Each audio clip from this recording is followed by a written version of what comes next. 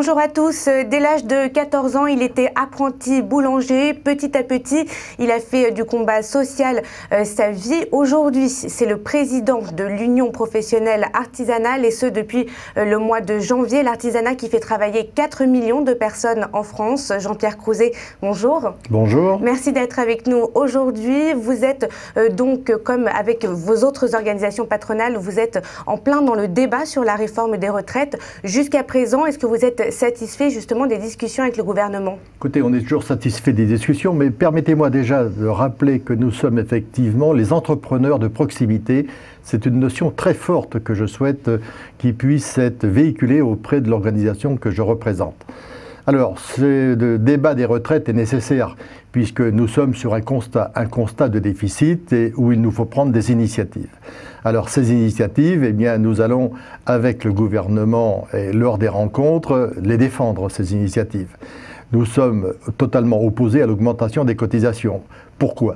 Les masses salariales sont telles dans nos entreprises aujourd'hui qu'elles ne peuvent pas supporter des augmentations pour nos entreprises parce que celles-ci sont dans la compétitivité et elles se doivent d'être performantes.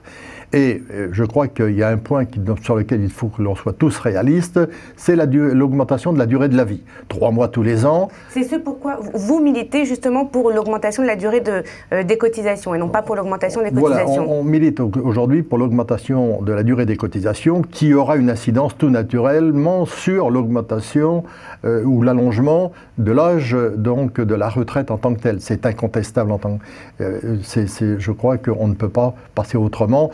Les retraites, ce n'est pas de la politique, c'est de l'arithmétique, c'est aussi simple que ça. Et puis nous sommes attachés également aujourd'hui à l'égalité des régimes de retraite. Vous savez qu'il y a plusieurs régimes de retraite à travers le privé, le public, les régimes spéciaux et les retraites des travailleurs non salariés. Et il faut véritablement harmoniser, je dirais, tous ces régimes-là. Je ne suis pas en opposition, je dirais, à ceux qui bénéficient de pouvoir partir à la retraite plutôt que d'autres. Mais lorsque l'on recherche une justice sociale, je crois qu'aujourd'hui, il faut remettre à plat tous ces régimes. Et vous pensez que l'État peut plier à ce sujet sur la convergence des régimes? Ben écoutez, ce n'est pas une question de faire plier l'État, c'est une question de faire prendre conscience aujourd'hui des réalités. Et il y a des réalités qui sont incontestables. Donc on est attaché à la retraite par répartition. Donc la répartition, c'est le travail des générations donc, qui se vient sur ceux qui ont pu travailler. Et donc ce n'est pas une question de faire plier, c'est une question d'analyse aujourd'hui. Comme je le disais, ce n'est pas politique, c'est arithmétique, parce que les chiffres sont là pour parler. Est-ce qu'il est encore aujourd'hui légitime ou pertinent de parler de pénibilité du travail et de la prendre en compte justement dans ces retraites? Alors, il y a eu pénibilité, c'est incontestable, et il y a des gens qui vont arriver à la retraite et qui ont eu un parcours avec une certaine pénibilité. Mais la pénibilité demain, je ne sais pas ce que ça veut dire. Je dirais que nous devons anticiper tous les travaux pénibles en tant que tels, et être au travail, c'est aussi le bien-être. On parle beaucoup de santé au travail, de plaisir au travail, donc comment parler de pénibilité en parallèle. Donc ça vaut pour le passé, mais je préfère que l'on regarde sur l'avenir, et puis que quelque part, il y a des professions qui ont certainement des contraintes, encore que faut-il définir ce qu'est une contrainte. Donc ce sont aussi des choix qui peuvent être faits quelquefois. Donc donnons les moyens, surtout, je dirais, pour éviter cette pénibilité, à ce que nous fassions de la prévention dans nos métiers pour éviter cette pénibilité. Mais je dirais que le problème de la retraite est un problème qui est différent.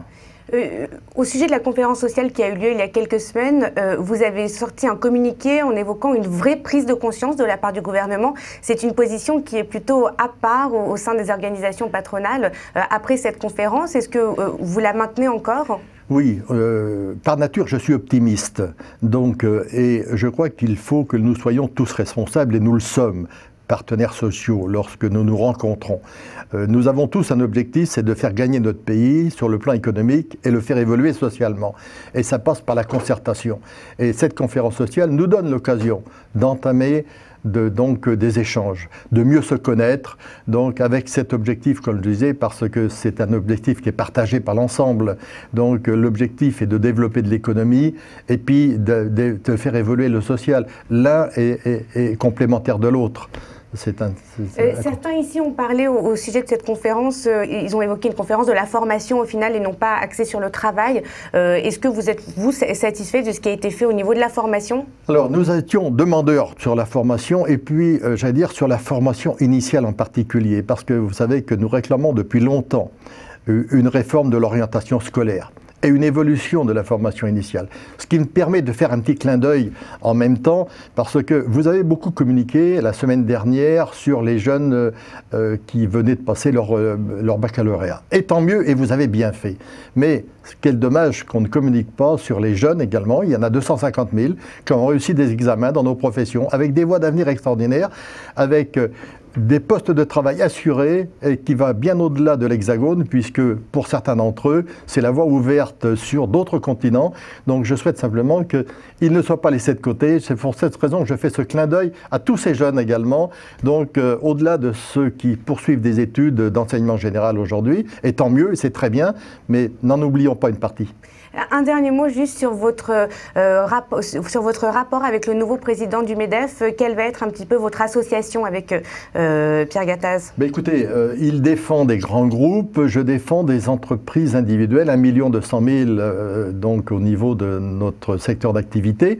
Et je souhaite que nos rapports soient des rapports de complémentarité. Je ne suis pas par nature quelqu'un qui m'oppose aux autres, mais de trouver, je dirais, la place de chacun. Et la place de chacun, c'est dans cette complémentarité de l'économie aujourd'hui que nous réalisons dans notre pays.